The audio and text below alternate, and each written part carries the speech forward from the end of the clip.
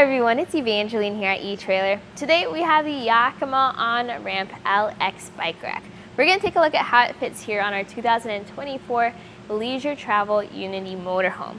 The OnRamp LX is really designed to work well with bikes of different shapes and sizes. It is one of the few bike racks that has the ramp on the rack. So if you're someone that's forgetful like me and you struggle with remembering to bring the ramp whenever you need to load and unload your bike, this might be helpful for you.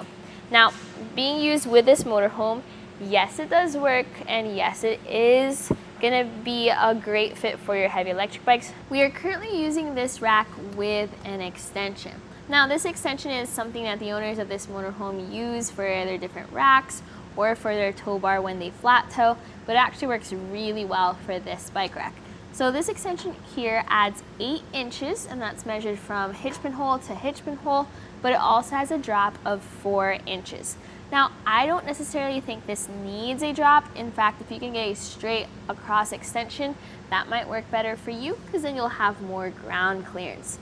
But you do need some kind of extension because the hitch sits a bit close to the vehicle, and you may have issues with either the bike rack or your handlebars fitting if you don't have this further out. Now remember, whenever you use any type of extension though, you usually lose some weight capacity.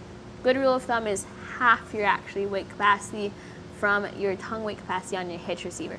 That's just because things are a little bit further out, a little bit further down, and if you're using a hitch pin instead of an anti-rattle bolt like what we have here, you might have a little bit of movement in the hitch, a bit more than if you were straight connected with your bolt. So those are just extra things to keep in mind so that your bikes do fit. Even with that extra clearance, our handlebars still get pretty close to the back of our motorhome. I have 31-inch long handlebars, and if the bike is really moving or if I hit a pothole, while we're not getting any contact here, I personally would still put a little bit of padding, maybe a pool noodle at the end of the handlebar, just to make sure that nothing makes contact as I'm driving around. So if you have a road bike or shorter handlebars, probably not going to be an issue, but double check your mountain bikes to make sure you do have clearance. When I show off this bike rack on other vehicles like an SUV or a truck, I usually tilt the rack away so you can see if we have clearance for the hatch or the cargo area.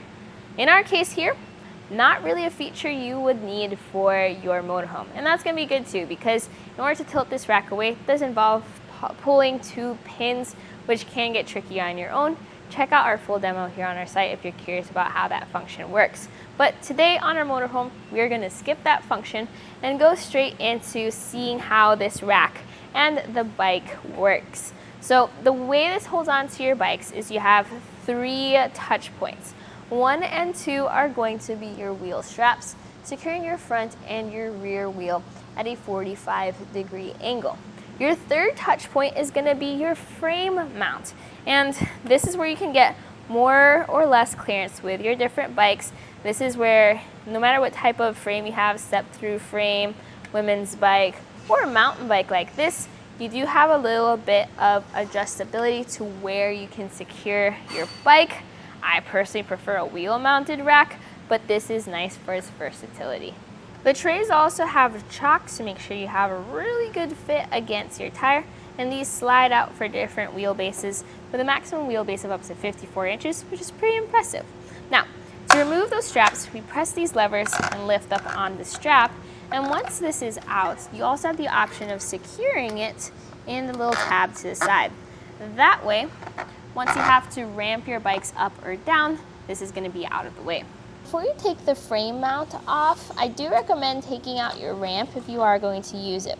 This is secured with a knob at the center of the ramp. Once that's free, you can then extend the ramp by taking apart the 2 pieces and then fitting the bolts back in. If you're familiar with the older Yakima OnRamp, not LX edition, that is a telescoping ramp, which I think is easier to use, but this secures with the bolt and the knob, making for a very sturdy fit, so that is the trade-off. This can then be attached to whichever side of the bike rack works for you, whether it's the front or the rear tire side. Now, I always recommend installing the ramp on the side where the pedals are, if possible. That way you're not dodging around that mast. You'll then loosen up that frame mount again with a strap and a lever. This time though, I recommend supporting your bike somehow. I like to use my elbow in order to get this around. Since we have very limited clearance with the motorhome and our handlebars, I don't really have much to work with. So I might even have to loosen the frame mount and swing the whole mount around to get myself that extra clearance. But once the bike is free, I can then very easily just ramp the bike down. Now this rack has a weight capacity of up to 80 pounds, even here on our motorhome. So if you have those extra heavy bikes, this right here can be very helpful for you and allow you to get your bikes off and on your rack without much of a hassle.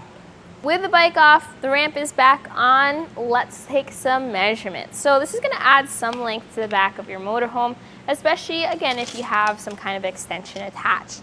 So we're gonna measure from the end of our bumper here to the end of the rack, and that sits at 31 inches of length. Pretty normal for a 2-bike platform rack. Usually if you are driving around a motorhome, this is nothing compared to the space that your motorhome does take up, but still may be helpful, especially if you have some tight parking or when you need to store your motorhome during the off season. Another measurement here is going to be ground clearance. Again, remember we do have a 4-inch drop from our extension. So end of the rack to the ground, about 18 inches. Your top tray to the ground is 21 inches. Your bottom tray to the ground is 18 inches. And then if you go over to your shank here, this sits 11 inches off the ground. So if you do go up those extremely steep inclines, this might be something to consider. You're not likely to bottom out, but just in case, that is why I do recommend a more straight shot extension piece rather than one with a drop. With the bike off and our ramp put back, let's take some measurements to see how much space this rack does take up. If you measure from the bumper of your motorhome to the end of the rack, you're gonna get at around 31 inches of length. If you are driving around a motorhome this size, you usually don't really care how much space a bike rack takes up. But if you have really small parking area, especially in the locations that you store your motorhome, still a measurement worth knowing.